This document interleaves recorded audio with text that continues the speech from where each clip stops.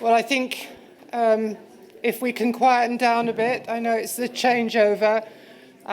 We've had a very good session on what is the media, but now it is my huge pleasure to introduce, if I can say this, an old friend, the Commissioner Vera Jourova, and Vice President of the Commission, holding the portfolio for transparency and values.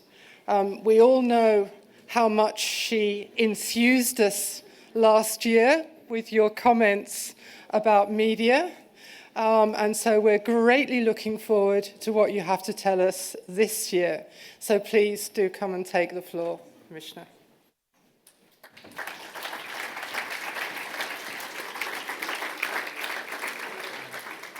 Ladies and gentlemen, good afternoon. Thank you, Diana.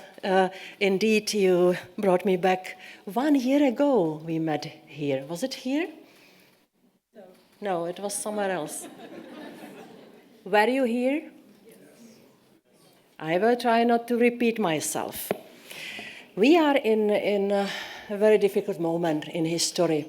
If it weren't for that, I would start by some horrible, stupid joke that 1 year older, it means that not only one knee is aching, but both knees. But I promised to myself to be more serious this year, because what happened in the meantime, the horrible morning of February this year, when we saw the Russian aggression, and we have to remind ourselves that this is not the moment the war started. In fact, it started much earlier, because this is the first digital war in history. Next to the horrible war which we saw in the previous history, this is the digital war which already started after the annexation of Crimea. The moment which we didn't have a proper reaction on. And so now we try to react and to do much more also in what is our common job in fighting against the hybrid war, and especially the disinformation which is produced by pro-Kremlin forces and which is overflooding our European territory. Just let's look at the last few days. The pro-Kremlin disinformation machine promotes false narratives about the consequences of missile and drone strikes in Kiev to sow panic amongst residents and Ukrainian population. Energy remains a constant topic for pro-Kremlin outlets. Food security is making a return. The narratives target countries vulnerable to food insecurity outside the EU, particularly in Arabic-speaking countries, pro-Kremlin outlets, and in Spanish-speaking outlets in Latin America. They are successful, I regret to say. They are shifting the blame for the food crisis from Russia to the EU, to the Western sanctions. Disinformation about food security is actively spread and amplified by Russian diplomatic accounts on social media. So it's not anymore about the production of the troll factory in St. Petersburg. The disinformation is now the everyday bread distributed by the diplomats and by official places. So the Russian state has engaged in an information war which accompanies its brutal and unjustified military aggression. This is not business as usual. This is extremely serious, and it requires all of us to respond in an unprecedented way. I must start from the notion I think I also shared with you last year. The cure cannot be worse than a disease. For democracy, the freedom of speech is fundamental. Of course, it has legal limits all over the democratic world. Disinformation as such is not always illegal. We should not and we cannot aim at assessing and judging all the content on the internet. At the same time, disinformation actors intentionally manipulate the information space and platform design features to undermine free speech. So mitigating these vulnerabilities means to strengthen free speech and related fundamental rights. So the challenge is to find a democratic response to an authoritarian weapon and to do it fast. The Russian regime tries to justify its brutality not only in Russia but also to the outside world. They started the war, yet they blame the EU for higher prices of food or energy. The results of this information war will have very real consequences. If the people of Europe will believe Kremlin, then the support for our response will weaken. We are Democrats. We need the blessing of the citizens. That's why I am mentioning this. The doors for Russian influence will widen and the support for pro-Kremlin groups will grow. This is why we must curb the activity of the Kremlin's weapons of mass deception. I believe our European response is carefully tailored, nuanced and democratic. I would like to recap the main elements of the European response and then share with you how I see the next steps of our journey. We constantly admit we don't know enough. We are constantly investing to have a better situational awareness of the activities of disinformation actors, to understand the tactics, techniques and procedures they are using. Without a comprehensive and common understanding of what is going on, what vulnerabilities are being exploited, we cannot target our responses appropriately.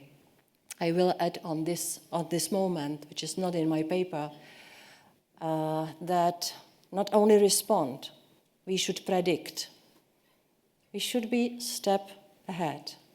That's why we need to have better data, especially from the online platforms, to be able to predict which kind of campaigns, which narratives, which actors, so that to tailor our true communication to reach the citizens and to be assured and to be delivered the facts.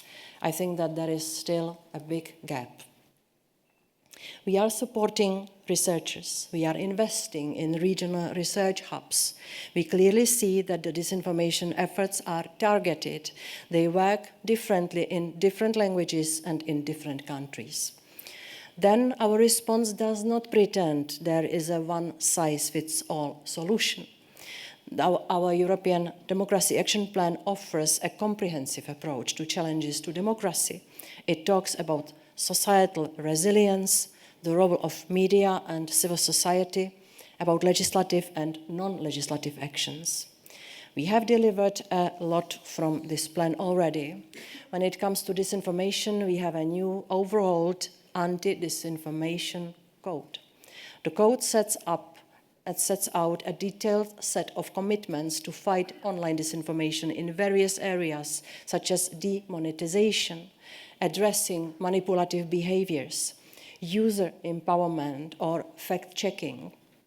It is indeed a pioneering and powerful toolbox. Organizations like yours need to have effective access to data to carry out the important analytical work that you are doing. The code is enshrining this through a range of strong commitments. I am happy the new code has a wide range of signatories. In addition to major online platforms and players from the online advertising industry, there are also research and civil society organizations, fact-checkers and providers of technical solutions to counter disinformation. One of the key commitments is that the code needs to be effectively implemented in all member states and in all languages. We have 24, including Gaelic Irish, I guess. I was recently in Ireland, so I remember my difficulty with understanding Irish English, but sorry. Didn't I say that I will not do that again? So, now the users. Because you know that already before we were focusing already in the old code and old strategies, we were focusing on three things: the producers, the channels, and the targets. It means the users. So we also want here the users to be more in control, like they are when they are holding the remote control of old-fashioned TV. They choose the channel and the program. To date, we have almost no transparency of recommender systems, meaning the system that decides which post or video we will see first. Users will also have better tools to flag disinformation, and online platforms will have to design labeling systems and cooperate with fact-checkers and other expert organizations. The signatories have until the end of the year to implement their commitments, so it is too early to assess the changes. But in my conversations with the platforms, it is clear they realize that they have to get it right, also because the Digital Services Act will kick in very soon. Then the code will be recognized as an official code of conduct under the Digital Services Act. It can only happen if the signatories will take the commitments seriously. This brings me to the Digital Services Act itself. This is a piece of legislation to organize the digital space. We clarify the responsibilities and the obligations of online players. The law clarifies the moderation obligations. It will put us in a very different place by finally stating clearly online world is not beyond the law. In addition, we decided to make unprecedented efforts to uphold the media freedom and support free media. I have recently proposed the Media Freedom Act and the anti-SLAPP package. Our main aim is to support media and journalists, but the Act will also play its role in our fight against disinformation. I remember my discussion with the journalist in Paris 2 years ago. They were telling me, you are instrumentalizing us for the fight against disinformation. They didn't like it. And I said, yes, maybe, but we need you desperately, and we need you to do the job. And now you see what's happening in Ukraine. There are journalists who are the only guarantee that we will have the facts right from the battlefield. So definitely we owe that to the media, to protect the environment for them, and also to protect the journalists themselves, but also to rely on them that they will help with our fight against disinformation. We had to come with this initiative, especially I mean the Media Freedom Act, because we see a very dangerous correlation. The trust to the media is decreasing. At the same time, disinformation is on the rise. And I don't think this is a coincidence. I hope the Media Freedom Act will play its part in helping restore the trust in the media. Additionally, as I promised you last year, I proposed legislation on transparency of political advertising. Today, digital advertising for political purposes is too often the unchecked race of dirty and opaque methods. This is why we are setting an unprecedented level of transparency, and we are limiting dubious tools. I trust this legislation will be in place before the next European Parliament elections. Looking into the future, we all have our homework to do. In the European Democracy Action Plan, we announced the creation of Foreign Information Manipulation and Interference Toolbox. Together with High Representative Josep Borrell, we are working to fill it with life. As many measures have already been used and applied, I feel others can still and should still be explored. Then the large online platforms must implement the code and get ready for the Digital Services Act.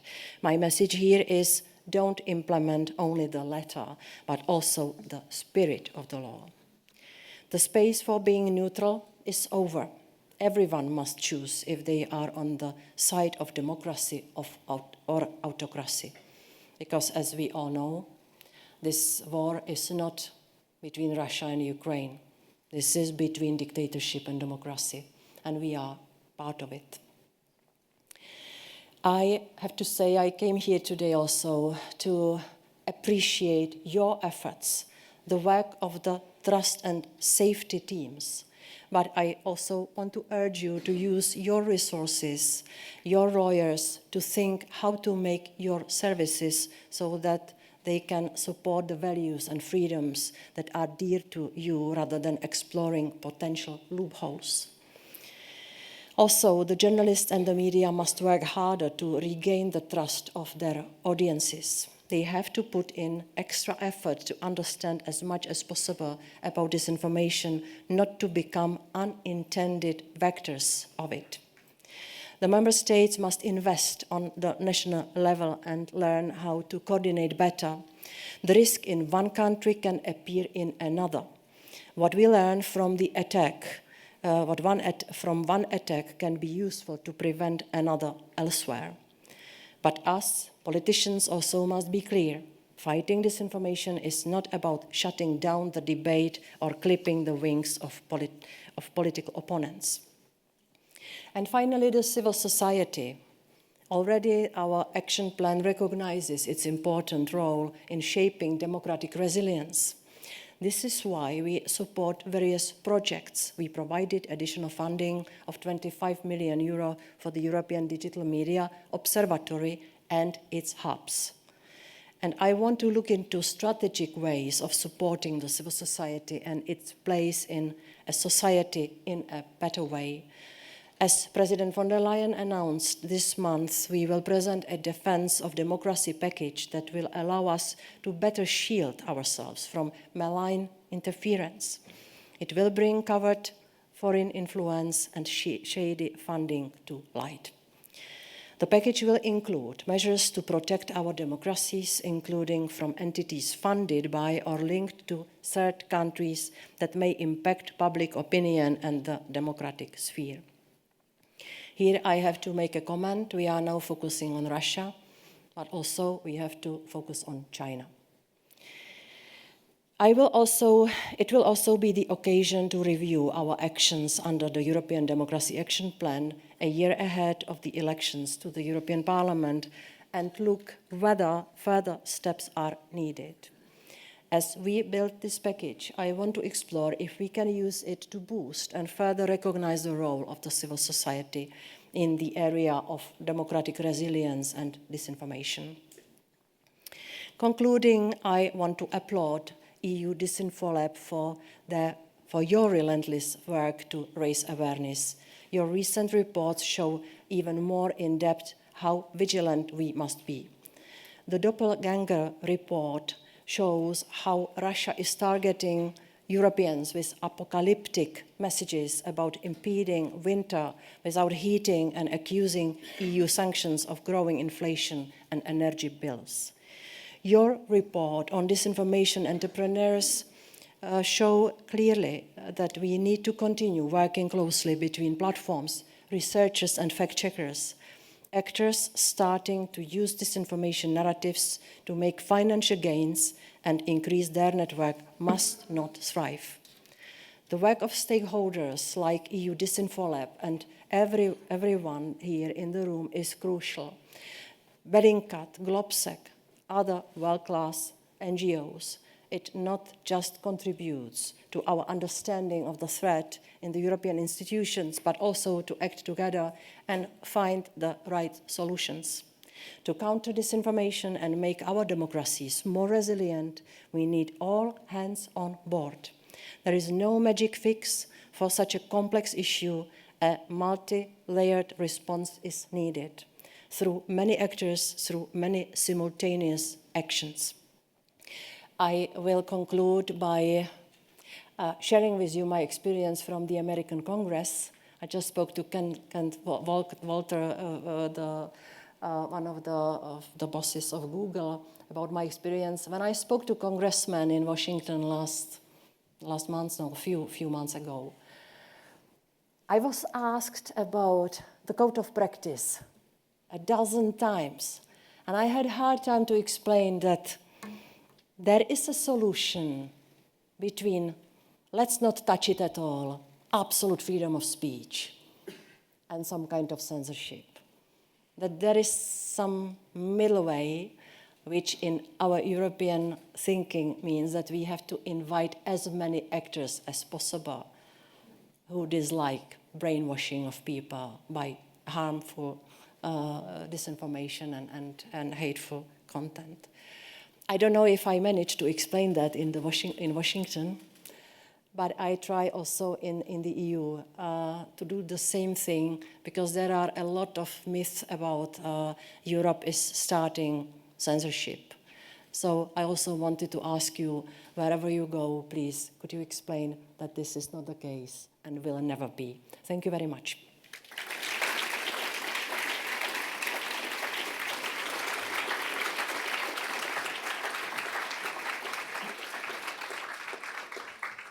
Thank you so much.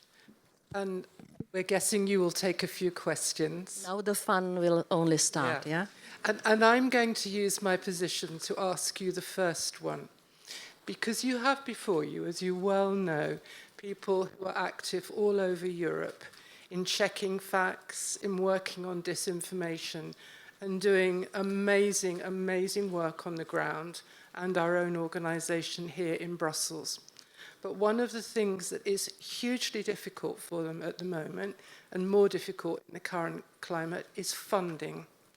And if there was one thing that the EU could do to help many of the people in this room continue their activities with a vengeance in the way that you want, this would help. Because at the moment, many are seeking funding outside of the EU. I have to say it's a shame not to find the funding in Europe and to have it from the United States, which is, I think, the case of DisinfoLab. I am aware of that. Yeah, I expected some more noble question from you, Diane, and you want the money, okay. But it's fully understandable. I will not deviate from the question, but I have to say I have a big headache when it comes to the protection of media and support of independent media, that by the Media Freedom Act, we are not solving the main issue, which is the financial pressure. But we are still working on some solutions. On funding here, well, we have some funding possibilities in our budget, which might be the Creative Euro, which might be the CERF program. Citizens Equality, what is R? Rights and Values, yeah. I hate the acronyms. Difficult names as well. So we will open new calls. And maybe there might be a chance to open the calls with a view of preparation of that democracy, defense of democracy plan. Because there will be a lot of work which will require a lot of cooperation from different actors, especially those who are our traditional partners, which is also the case of DisinfoLab. So I take the message. I will look into the possibilities of using these two programs. Thank you so much. Now, you're first in line. Can you say who you are and where you're from, please? Yeah, I'm André Lange. I'm a former expert at the European Audiovisual Observatory in Strasbourg, retired in 7 years, but the war took me back in activity. And I've created with colleagues the Denis Diderot Committee, and we have now the coordination Stop Broadcasting. We have launched in March the alert, which was quoted by Christophe Deloire, on the use of European satellites by Russian propaganda.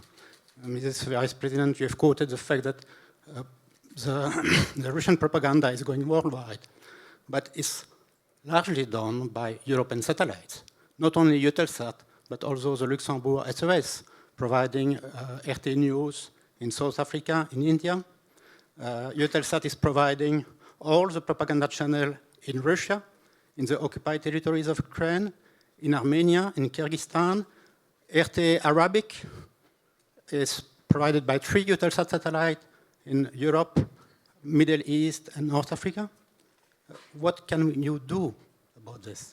I mean, the Article 2 of the audiovisual media services gave a clear indication on the responsibility of satellites, but only for channels targeting the EU. It's a bit like saying to airplane company, you cannot transport weapons within the EU market, but do whatever you do on the world market. I will have a very short answer. Thierry Breton is on the case. He's exploring the possibilities to stop that. In my view, this is shameful behavior. And the satellites should be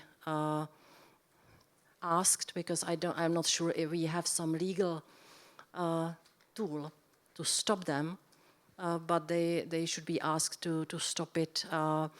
And I am informed that Thierry Breton met Eutelsat recently, and also I take it as my own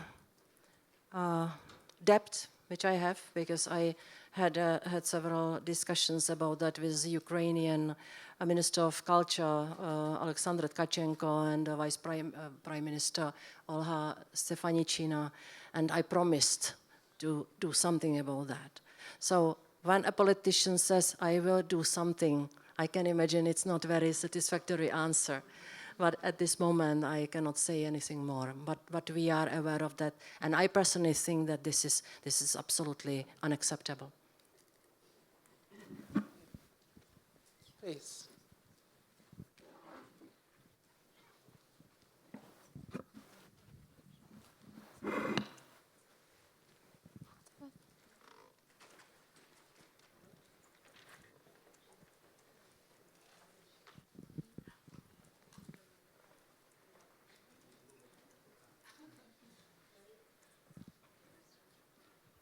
Thank you. It looks like I would deserve to ask the question that I have the microphone. I'm Guillaume Koss, I'm the CEO of Check First in Finland. I have a question because contemplating practicalities of enforcing the rules as regards disinformation, there's a code of practice, there's some hope being put into the code of conduct, but we rely on the platforms, showing goodwill and having technical ability to provide us with the data. And we put that into test during the French presidential election, benefiting from the code of practice and exploring political ads during that election. And we saw, and we did some of our own monitoring and found ads that were not reported as political by the platform. So there are some holes in the net. So my question is, how much hope do you have in the code of conduct? And what's the backup plan? Do you plan to still invest into independent research that doesn't rely solely on the goodwill of the big platforms? The code of practice itself, I think that it is a big progress which we achieved compared with the one from 2018. You can imagine, in 2018, we were happy people, no COVID, no war. And still not easy to wake up in the morning sometimes. But we had to upgrade the code, and still we knew that this will not be enough, that it has to work in combination with the relevant articles in the Digital Services Act, which ask the platforms to adopt the mitigating measures to decrease the intensity and appearance of harmful content, dangerous harmful content. And as one of the mitigating measures, we openly say we recognize the code. So this is something like, there is a strong link between the Digital Services Act and the code. And this has to be complemented with the regulation on political advertising online, because for very strong reason we didn't cover political content by the Digital Services Act. This is about more commercial side and selling the normal products to consumers, but I think I said it last year, here I will repeat myself. I wanted something stricter for selling political content to citizens. That's why I believe that only if we have this triangle in force, we will have more certainty and less need to rely on the goodwill of the platforms. This will be the moment when we will be able to rely on valid legislation, which will hopefully be enforced. But regarding enforcement, I have a little bit, how to say it, not fear, but I feel that the member states will have to do their best to find sufficient number of experts to work on enforcement of Digital Services Act and the online advertising, because there will be a big competition in the labor market. And the people who are able to look into the algorithms of the platforms and read something there, find out that there is the mechanism which makes big money on very dirty content, it will require good qualification. So I believe that if this triangle will come into force and we will have sufficient capacities in the member states to go after the possible breaches, we will have safer internet space or digital space in Europe. Thank you. Thank you.